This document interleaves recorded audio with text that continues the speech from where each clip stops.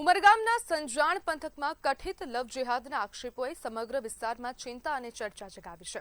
હિન્દુ જૈન સમાજના આગેવાનોનો દાવો છે કે એક સુનિયોજિત રીતે યુવતીઓને પ્રેમજાળમાં ફસાવી ગુજરાતના કડક કાયદાથી બચવા માટે મહારાષ્ટ્રમાં લગ્ન કરાવી અને ત્યારબાદ વિદેશ મોકલવાનું ષડયંત્ર ચાલી રહ્યું છે। આક્ષેપો મુજબ હવે માત્ર લગ્ન કે ધર્માંતરણ સુધી જ નહીં પરંતુ રાતોરાત પાસપોર્ટ વિઝાની વ્યવસ્થા કરી વિદેશ મોકલવાની નવી મોડસ ઓપરેન્ડી પણ સામે આવી છે। જો આ દાવાઓમાં સત્ય હશે તો મામલો વુમન ટ્રાફિકિંગનો બની શકે છે અને મોટા નેટવર્ક અને સંભવિત આંતરરાષ્ટ્રીય કાવતરાનો બની શકે છે।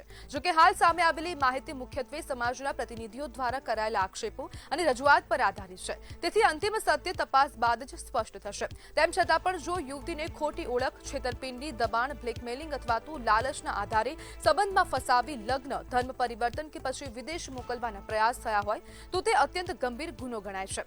હવે સૌની નજર પોલીસ તપાસ પર છે કે આક્ષેપોમાં કેટલું સત્ય છે અને જવાબદારો સામે શું કાર્યવાહી થઈ રહી છે અને આવનારા સમયમાં શું કાર્યવાહી કરવામાં આવશે તેના પર સૌ કોઈની નજર ટકેલી છે। અને આજ મુદ્દે આપણી સાથે ચર્ચા કરવા માટે સામાજિક આગેવાન સોનલ સોલંકી જોડાઈ ગયા છે। સોનલબેન, વલસાડમાં વુમન ટ્રાફિકિંગના આક્ષેપો કરવામાં આવ્યા છે, શું કહેશો? જી સોનલબેન। સુરલબેન, વલસાડમાં વુમન ટ્રાફિકિંગના આક્ષેપો કરવામાં આવ્યા છે, શું કહેશો?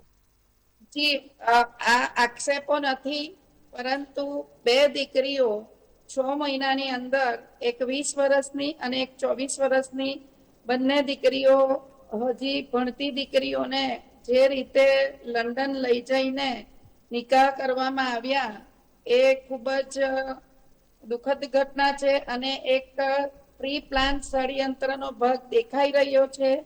અને આના કારણથી ગઈકાલે સમાજના આગેવાનો અને વિશ્વ હિન્દુ પરિષદ, બજરંગ દળ અને તમામ સંગઠન, સનાતની સંગઠનના નેતાઓ આગળ આવી ઘટનાઓ રોકવા માટેનો એક પ્રયાસ કરવામાં આવ્યો છે ગઈકાલે।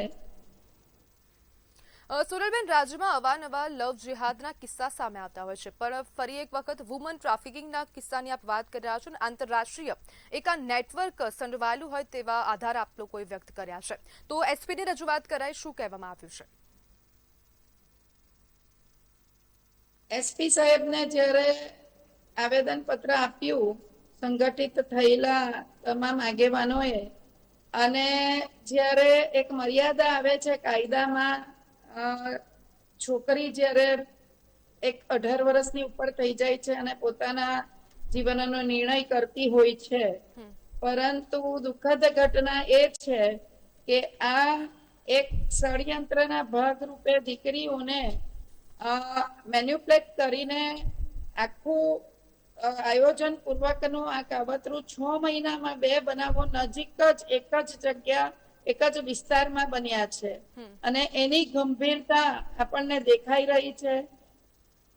ગુજરાતમાં સરકાર દ્વારા જ્યારે એક કાયદો ઘડવામાં આવ્યો છે કે પ્રેમ લગ્ન કરવા હોય તો તમારે 1 મહિનો પહેલા જ્યારે તમે કોર્ટમાં નામાંકન કરાવો છો ત્યારે નોટિસ માતા પિતાને પણ જશે, જેથી કરીને દીકરા દીકરીઓના માતા પિતાને, પરિવારને પણ ખબર પડે। પરંતુ આની અંદર એવી ઘટના સામે આવી છે કે એમને લંડન લઈ જઈને નિકાહ કરવામાં આવ્યા છે અને બંને સેમ ઘટના છે।